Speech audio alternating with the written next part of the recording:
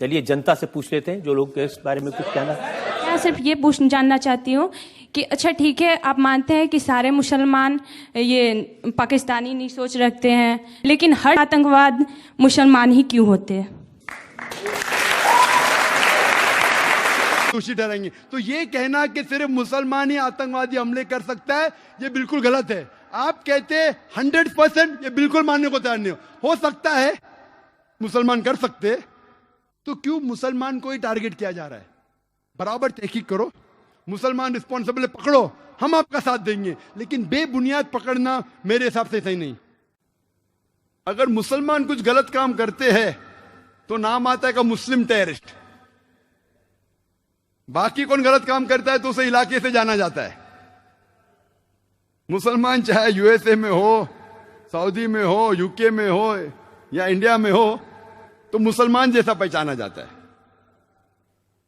अच्छे काम किए तो कहेंगे इंडियन ने अच्छे काम किया, मुसलमान ने नहीं। इंडियन को नोबेल प्राइज मिला, मुसलमान को नहीं। तो डबल स्टैंडर्ड्स क्यों? मैं ये नहीं कहता हूं कि मुसलमान ने आतंकवादी हमले नहीं किए। कोई भटके हुए मुसलमान हैं जो किए होंगे, मैं ये नहीं कहता हूं कभी नहीं किए, ये बिल्कुल गलत होगा। लेकिन मीडिया में जब फ्रंट पेज पे आएंगे अक्सर मुस्लिम टेररिस्ट, जैसे बाकी टेररिस्ट कौन है ही नहीं, इस देश में सिर्फ मुसलमान ही टेररिस्ट है। जब तहकीक करते पता लगता है कि सिख टेररिस्ट भी है, बिंदरवाला ग्रुप, और ये सिख टेररिस्ट ने 5 जून सन 1984 में उन्हें गोल्डन टेम्पल को कब्जा किया। इंडियन आर्मी फोर्स जाती है, उनको बाहर निकालती, 100 लोग की हत्या होती है।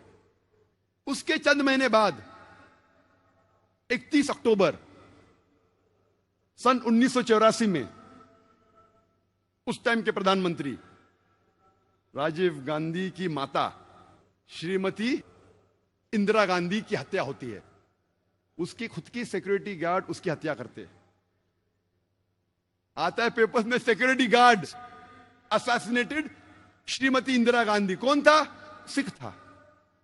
आज भी आप वेबसाइट पे जाएंगे, आपको यह नहीं मिलेगा कि सिख टेररिस्ट ने अटैक किया। Personal body guards of Shrimati Indira Gandhi ने उसकी हत्या की। आप असम में जब जाएंगे, असम में एक टेररिस्ट ऑर्गेनाइजेशन है ULFA, United Liberation Front of Assam. बहुत खतरनाक है। उनका मेन मकसद है, वो हिंदू ऑर्गेनाइजेशन है, हिंदू आतंकवादी ग्रुप है। उनका मेन मकसद है कि मुसलमान को मारना, मुसलमान की हत्या करना। और आपको पता है कि चंद सालों में उल्फा, सिर्फ उल्फा ने, ये 2 साल के पहले का स्टैटिस्टिक्स है, अभी अपडेट नहीं किया हूं मैं, 2006 तक के उल्फा ने 749 टेररिस्ट अटैक्स किए।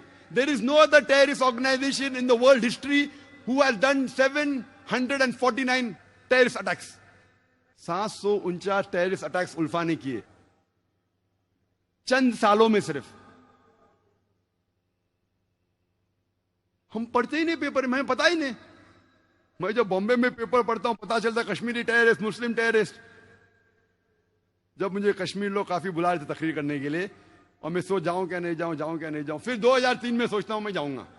अल्हम्दुलिल्लाह वहां की गवर्नमेंट पूरा इंतजाम करती है। और 14 साल के बाद सबसे पहली बार खुले आम पोलो ग्राउंड में तकरीर करने की परमिशन देती है। माशाल्लाह 1 लाख से ज्यादा लोग वहां मौजूद होते। मैं सोच रहा था मैं जाऊं क्या नहीं जाऊं, हालात बुरे हैं। मौत का तो डर नहीं अल्हम्दुलिल्लाह अल्लाह के काम के लिए, बस सोच रहा था अच्छी फिजा है कहने गया मैं। फौरन गवर्नमेंट ने मुझे 2 पुलिस ऑफिसर दिए स्टैंड गन के साथ। मैं वहां गया, तकरीर किया, चीफ मिनिस्टर से मिला, गवर्नर ने मुझे बुलाया डिनर के लिए, ब्रेकफास्ट के लिए, काफी मिनिस्टरों से मिला। हालात तो लग रहे थे, लेकिन मुझे कुछ महसूस नहीं हुआ कि 2 बॉडीगार्ड्स की जरूरत थी। चंद महीने बाद मैं जाता हूं असम में, एयरपोर्ट पे उतरता हूं, उतरते ही 4 पुलिसमैन स्टैंड गन के साथ। 4 पुलिस, असम में क्या जरूरत है? असम में 4 पुलिसमैन, वो भी स्टैंड गन के साथ, क्या जरूरत है? जब मैं सड़कों पे निकलता हूं, एयरपोर्ट से दूर जाता हूं, फिर एहसास हुआ मुझे 3 दिन बाद कि अगर ये 4 पुलिस अफसरान मेरे साथ नहीं होते थे तो शायद मैं आज नहीं होता था यहां।